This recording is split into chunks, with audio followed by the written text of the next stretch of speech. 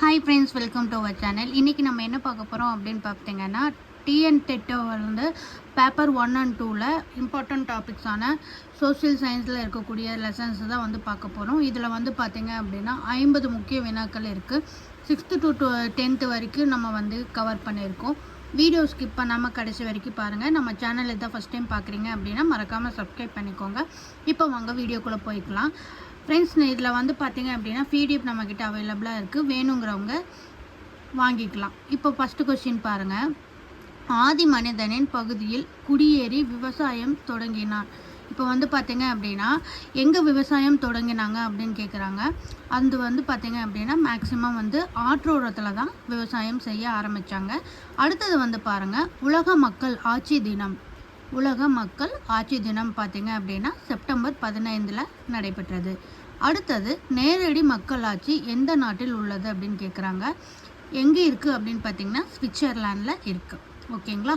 அடுத்தது, மாநகராட்சியின் தலைவர் டேஸ் என அழைக்கப்படுகிறார் அப்படின்னு கேட்குறாங்க.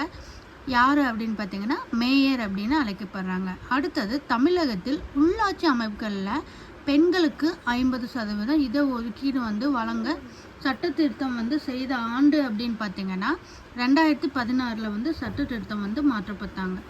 அடுத்தது, இந்தியாவில் வந்து மாநிலங்களை பற்றியும் யூனியனை பற்றியும் பிரதேசங்கள் எவ்வளோ இருக்குது அப்படின்னு பார்க்கலாங்களா.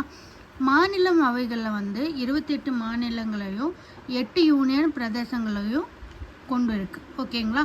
அடுத்தது வந்து பாருங்கள், டிஸ்கவரி ஆஃப் இந்தியா என்ற நூலினை எழுதியவர் யார் அப்படின்னு கேட்குறாங்க. யார் அப்படின்னு பார்த்தீங்கன்னா ஜவஹர்லால் நேரு. அடுத்தது, தமிழ் செம்மொழியாக அறிவிக்கப்பட்ட ஆண்டு.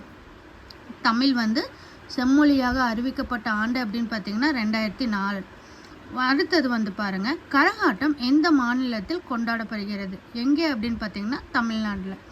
அடுத்தது, இந்தியாவில் அதிக மக்கள் பேசும் மொழி எது அப்படின்னு பார்த்தீங்கன்னா இந்தி தான்.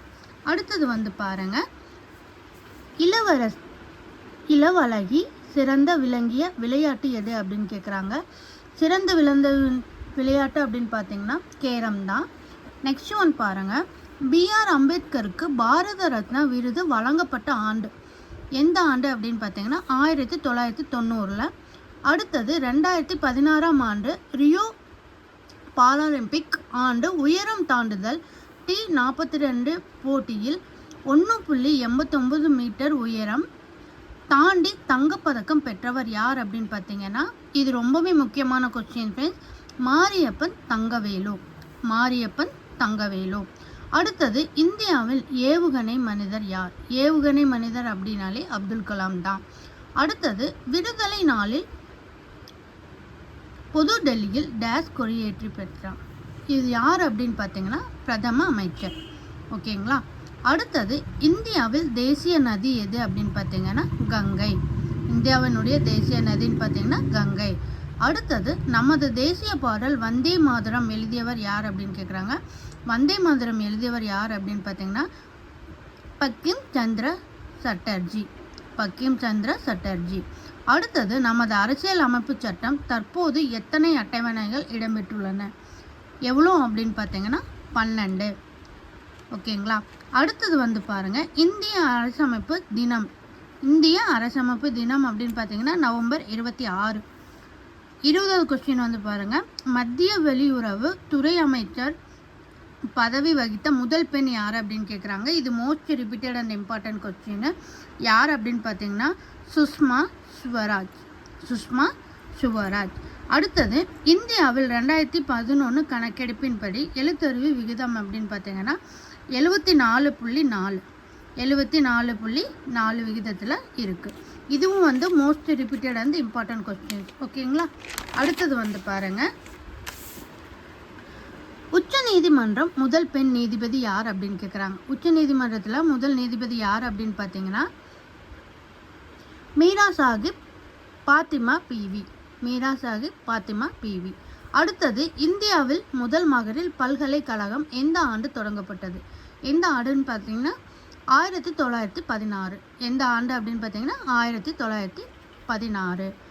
அடுத்தது, எந்த ஒரு சந்தர்ப்பத்திலும் ஒரு நுகர்வோர் குறைபாடுகள் தயாரிப்புகளாக உற்பத்தியாளருக்கு எதிராக புகார் கொடுக்க முடியாது என்று எந்த கழகத்தில் நடைபெற்றது அப்படின்னு பார்த்தீங்கன்னா பொருட்களினுடைய தொகுதி எண்ணில்.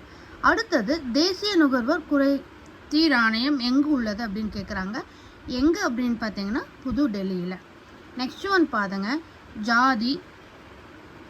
ஜாதி பணம் மதம் ஆகியவற்றின் அடிப்படையில் மனிதனால் உருவாக்கப்பட்ட சமத்துவமின்மை. மனிதனால் உருவாக்கப்பட்ட சமத்துவமின்மை பார்த்தீங்கன்னா மனிதனால் உருவாக்கப்பட்ட சமத்துவமின்மை. ஓகேங்களா, எங்கே அப்படின்னு பார்த்தீங்கன்னா மனிதனால் உருவாக்கப்பட்ட சமத்துவமின்மை. அடுத்தது சுவிட்சர்லாந்தில் பெண்களுக்கு வாக்களிக்கும் உரிமை வழங்கப்பட்ட ஆண்டு எது அப்படின்னு பார்த்தீங்கன்னா 1971 தான் வாக்களிக்கும் உரிமை வழங்கப்பட்டது. எந்த இடம் அப்படின்னு பார்த்தீங்கன்னா சுவிட்சர்லாண்டில். அடுத்தது சட்டத்தின் முன் அனைவரும் சமம் என உத்தரவாதம் அளிக்கும் சட்டப்பிரிவு எது அப்படின்னு கேட்குறாங்க. சட்டப்பிரிவு 14 அமைக்கப்பட்டது. அடுத்தது பாருங்க, அரசியல் கட்சியில் பொதுவாக எதன் அடிப்படையில் தோற்றுவிக்கப்படுகின்றது அப்படின்னு கேட்குறாங்க. எதன் அடிப்படையில் அப்படின்னு பார்த்தீங்கன்னா பொது நலன் கருதி. ஓகேங்களா, அடுத்த கொஸ்டின் பாருங்க, எதிர்கட்சி தலைவர் அந்தஸ்தில் இருப்பவர் யார் அப்படின்னு கேட்குறாங்க. அந்தஸ்தில் இருக்கிறவங்க யார் அப்படின்னு பார்த்தீங்கன்னா கேபினட் அமைச்சர். அடுத்தது மாநில அரசு என்பது எதை பற்றி சொல்லுது அப்படின்னு பார்த்தீங்கன்னா மாநில அரசின் துறைகளை பற்றியும் சட்டமன்றத்தை பற்றியும் சொல்கிறது தான் மாநில அரசு அப்படிங்கிறதுக்கு ஒரு பொருத்தமான ஒரு பெயர். ஓகேங்களா, அடுத்தது பாருங்க, உயர் நீதிமன்ற நீதிபதிகள் பதவிக்காலம். ஒரு பதவிக்காலம் ஒருத்தருக்கு பதவி அளிக்கும் காலம் எவ்வளோ வரைக்கும் இருக்கணும் அப்படின்னு பார்த்தீங்கன்னா 62 வயது வரைக்கும் இருக்கலாம். அடுத்தது கீழ்கண்டவற்றுள் அச்சு ஊடகத்தில் கீழ் வருவது எது? அச்சு ஊடகத்தில் பொதுவாகவே செய்தித்தாள் மட்டும்தான் வரும். ஓகேங்களா, அச்சு இயந்திரம் கண்டுபிடித்தவர் யார் அப்படின்னு பார்த்தீங்கன்னா ஜொஹானஸ் குட்டன்பெர்க். ஓகேங்களா, இது most repeated and important question, so note பண்ணி வச்சுக்கோங்க. அடுத்தது கீச்சகம் என்பது என்ன அப்படின்னு பார்த்தீங்கன்னா ட்விட்டர். கீச்சகம் என்பது எதை பற்றி சொல்லுதுன்னு பார்த்தீங்கன்னா ட்விட்டர். ஓகேங்களா, அடுத்தது இ-கார்ட் திட்டம் தொடங்கப்பட்ட ஆண்டு 2005. இ-கார்ட் தொடங்கப்பட்ட ஆண்டு அப்படின்னு பார்த்தீங்கன்னா 2005. நெக்ஸ்ட் ஒன் பாருங்கள், லோக் அதாலத் நீதிமன்றங்களுக்கு தலைமை வகித்தவர் யார் அப்படின்னு பார்த்தீங்கன்னா 3 பேர் இருக்காங்க மொத்தம். யார் அப்படின்னு பாருங்கள், ஓய்வு பெற்ற நீதிபதி, சமூக பணியாளர், வழக்கறிஞர். ஓய்வு பெற்ற நீதிபதி, சமூக பணியாளர், வழக்கறிஞர். அடுத்தது இந்தியாவின் மிக உயர்ந்த மற்றும் இறுதியான நீதித்துறை எது அப்படின்னு பார்த்தீங்கன்னா உச்சநீதிமன்றம். அடுத்தது பாருங்க, ஜுடிஷியல் ரிவ்யூ என்பதன் தமிழாக்கம்.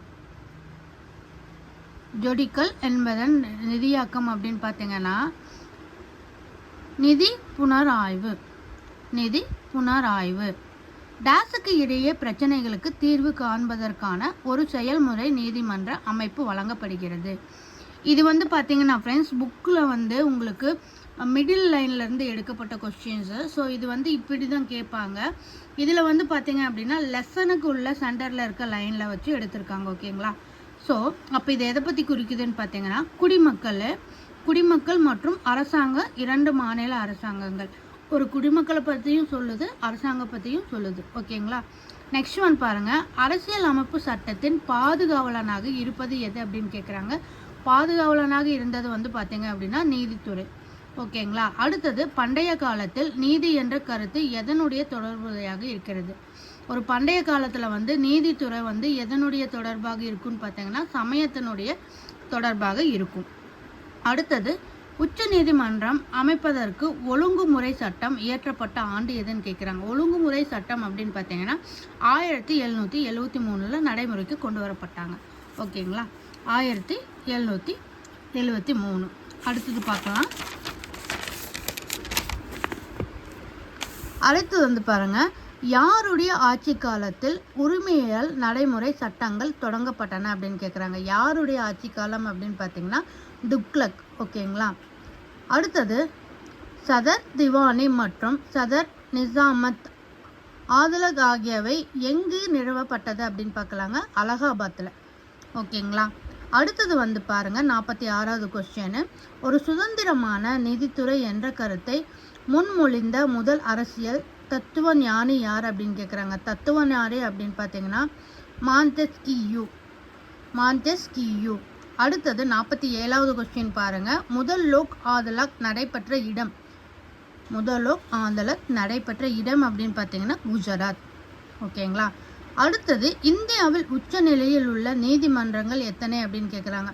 இந்தியாவில் உச்ச நிலையில் உள்ள நீதிமன்றங்கள் எத்தனை அப்படின்னு பார்த்தீங்கன்னா மொத்தமாகவே 3.